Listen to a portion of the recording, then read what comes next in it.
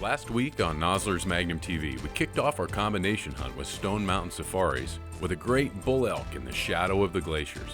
This week, we continue with 6 more tags in my pocket, including moose, mountain goat, and the animal that first caused me to dream of hunting the British Columbia wilderness.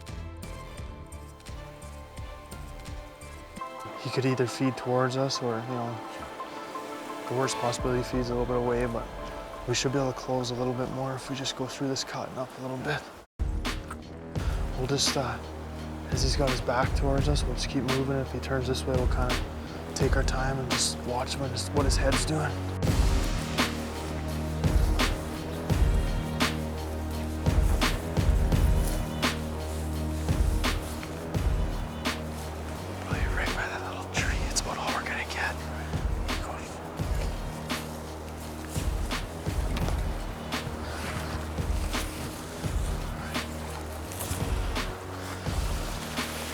Just getting a spot, James, where if he runs downhill, you'll be able to go with him, kind of.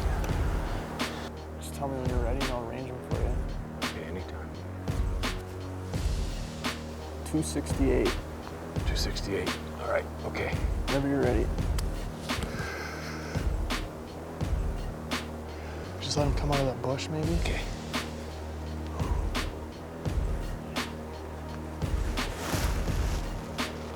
All right, I'll take him now. Okay. Shoot him again. Just shoot him again. He's at 215. Hold on. He's got to stop. He stopped. There he is. See his back there? I got him, huh? There he's rolling. All right. He's tumbling. When he stops, we'll just see what's happening here. If he let himself go like that, he's probably done. He's done. Yeah, he's not moving. Oh. I think I kissed myself with a scope on that second shot. Yeah, he did. Did I? Jeez. A little bit anyway, it's not bleeding bad. Ah, that animal right there represents the reason why I started dreaming of British Columbia as a kid. The inland grizz. Not just any grizz, an inland grizz. Congratulations. Thanks, man. That was awesome. Was awesome. What a stalk. That all worked out. What a stalk. We came from clear down there. We had only 1,000 yards to get to the bear, but I didn't realize we had 1,000 yards to get to the cliff. and then 1,000 toe-clenching steps to get over to here, not just because I was afraid of falling down there, but everyone you were afraid a rock would tumble and we'd get, because it's dead calm. It's dead calm. Yeah, even the wind is not really, it's not doing anything. Oh, man.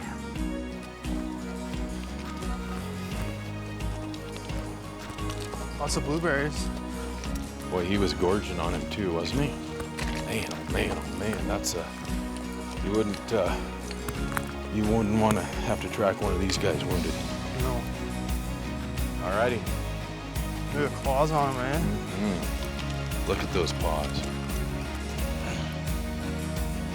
Oh, dang. I'm gonna get my gun unloaded and out of the way here, guys. I want to get my hands on this guy. That son of a gun. That's a big bear. That's a big bear, James. Japers. Oh. Ursus arctus horribilis. Emphasis on the horribilis. This is the animal, one of 2 animals that I always say is just completely unpredictable. You just don't know. This and the Cape buffalo, if a bee stung him in the butt, it might just make him mad enough for him to decide to eat you or chase you down. Or when I'm done digging around on this hillside, they may come eat your necks. They just have that look, more so than the brown bear, the coastal bears. That's a big skull. That is a big head. That's one of those things about these inland bears Big old too. pumpkin, eh? It takes them a lot of years to get even this big, right? Yes. So they grow their skeleton the whole time. Man, tons of adventure.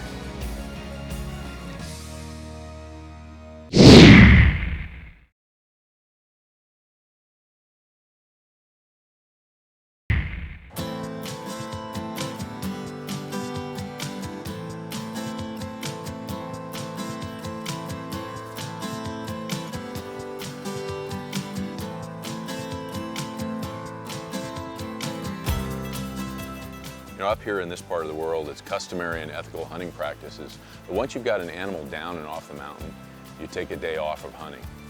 And that means taking care of, hanging, and bear-proofing your meat and any trophies that you might have gotten.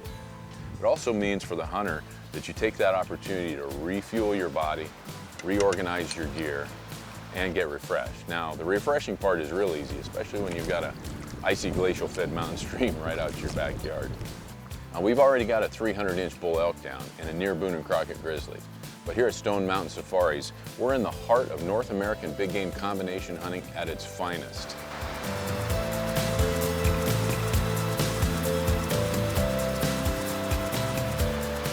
Even on our rest day, we're seeing game. We're sitting in here at camp, washing dishes, splitting wood. There's a billy goat comes across here and up here, and he's just walking right down the mountain towards us. Kind of like hunting in a zoo around here. We got billy goat right here that's good to shoot. We know there's a moose and possibly a caribou down the road a bit. Tomorrow will be interesting. I don't know how we decide. Flip point.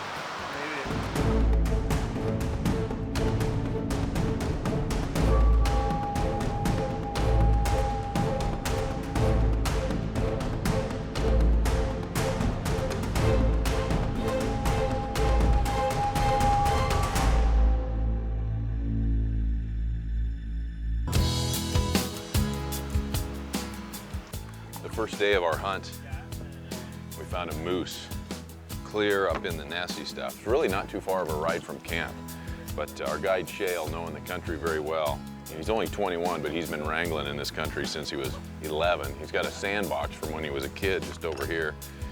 But he called us off that moose. He said, we don't want to shoot this moose.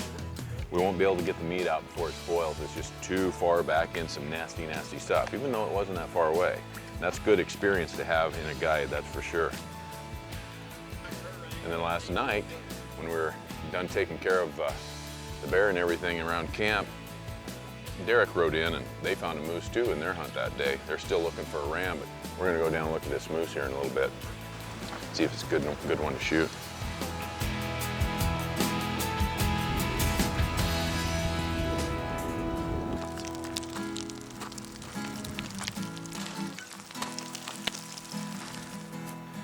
Unless you've done it before, moose hunting in British Columbia is definitely not what you would expect. But this is how you get the big ones.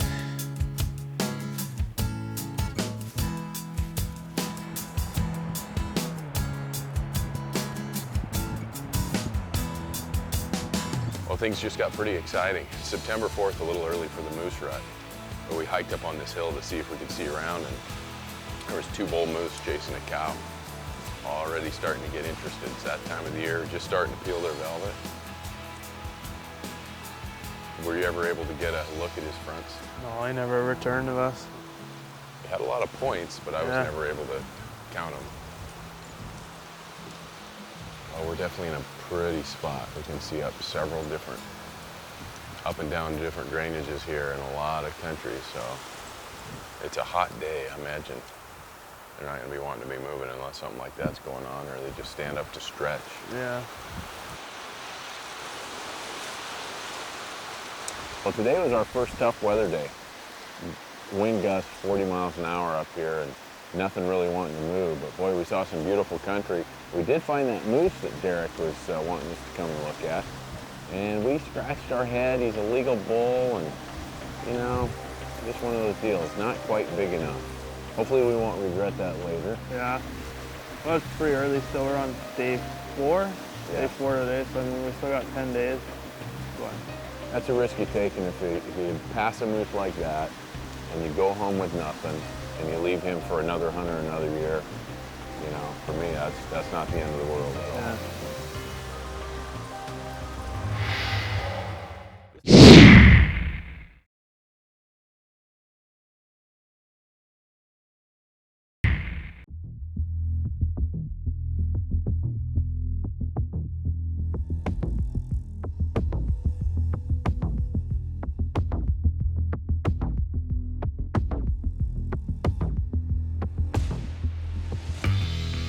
My guide, Shale, this is how he rolls.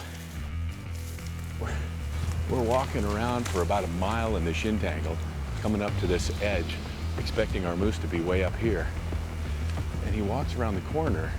It's not like we stopped to set up the scope and glass. He just walks around the corner of the shin tangle, looks down and sees this paddle sticking up. It was like it smacked you in the face. You're like, oh, there it is. Same one that we digiscoped and passed clear up at the head of this basin in Velvet the other day. He's worked his way down here while we've been off hunting elk and grizzly bear and looking at other moose. He's in a spot where we can pack him out now, so we can go take him.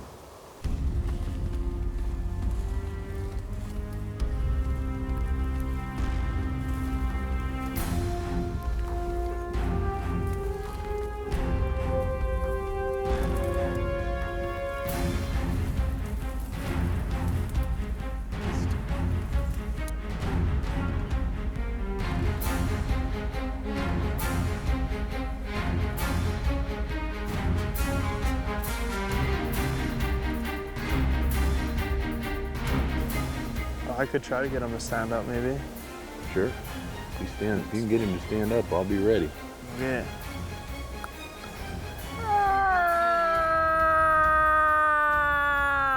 Oh, he heard it. He paid attention, man. Come on, get up. Get up. I think he's going back to sleep. Yeah. I don't think he's too interested yet. It's not that time of year. Eventually he'll get uncomfortable or hungry. Yeah. I got a little, yeah, I don't know about that. There's one branch that's bothering me. I don't know. Depends on where he goes when he stands Yeah. up. Yeah, when he stands up, we'll just see. And if it's in your way, we'll have to just knock it off. Yeah. Oh, I think, yeah, he's getting up. Yeah, look, he's got that big bell. That's the same one from the hill the other day. Oh yeah. Holy cow, look at that. Look at that front. That tine, yeah. Oh my gosh. That's a nice moose. That's a pretty moose. He just kind of cups in, but that's how some of them grow up here. Some lay flat and some don't. But I mean, he just cups in a bit, but he's still a respectable moose. There's nothing wrong with him. He's got nice long points. Oh, look at him sideways. Oh, that's pretty. Yeah, as soon as he turns broadside, go ahead and take him. He's just not doing it.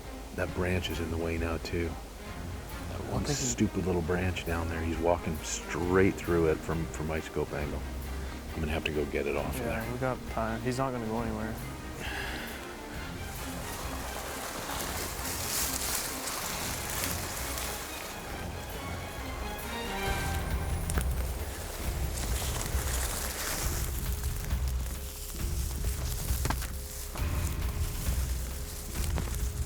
Now we can shoot him.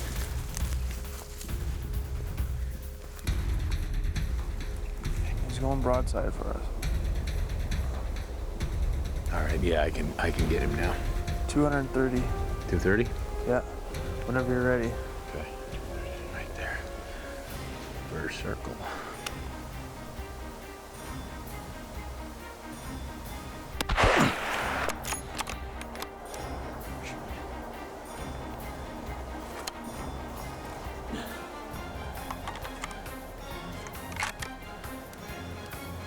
Go down? Yeah.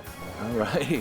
180 Nice grain shot. Acubon. Again. Nice shot. All right. I didn't think he was ever going to get up. I know. And then he just Before started midnight. eating uphill. Straight at me, and then he got under that branch. Oh, how about it? Big mountain moose. Emphasis on mountain. Yeah, he's up here. And he's got to get down to camp. Yeah. Now the work begins. No, yeah.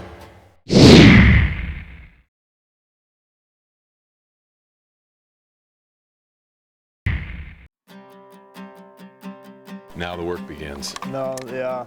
He completely disappeared. Yeah. I can't see him at all. Oh, that's going to be some tall stuff when we get down in it.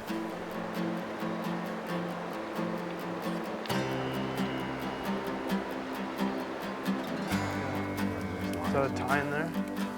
Right there. Oh, yeah. I think it is. Maybe. Oh, yeah. Yeah, that's him. Wow, look at that spread on that guy. Holy cow. Gee. All right. Canadian moose. Congratulations. Again at Stone Mountain. Thank you very much. Good no spot. Good stock. The Good fronts there. patience. And here's what we were really excited about. That's pretty cool. Big old pitchforks. Yeah, look at that pitchfork, huh? My goodness, that's cool. And he was in full velvet 4 days ago. This is the same moose that we digiscoped the first day of our hunt when we got the elk. And this moose was another mile up there across 2 giant washes that you couldn't hope to get a horse through. So Shale said, you know, we can shoot that moose, but we'll be days getting it out and we could, you know, we could spoil some meat, so we just can't do it. So we thought, man, you know what, we'll come back here and check on him maybe later in the hunt if we don't find something else that we like. And it worked out just like you said. Passed on that one yesterday, and now look at 4 days ago when we see him, he was in full velvet. He didn't have any peel, did he? I don't think so. Maybe just a tiny bit, but I don't think so. And now he's pretty much his left horn's almost all gone, and his right's, at least he's down to the bottom. All right. Well, Shale, thanks again. Yeah, no worries. Good shot. Great hunt. Yeah, it looks like that one shot was just perfect. He didn't go 10 yards, I don't think. But at the end of the day, you and me tomorrow night are going to be eating moose steak over a fire back at camp. Yeah. How great is that? Terrific, terrific. Well, we better get this thing taken care of. Yeah. Before it gets dark. Last night, after a long day of hunting, we came in with a beautiful bull moose. We were feeling pretty good. Then we found out we'd been one-upped by our Magnum Hunt Club member, Trip Metcalf. He got a stone sheep last night. Can't wait to check this out.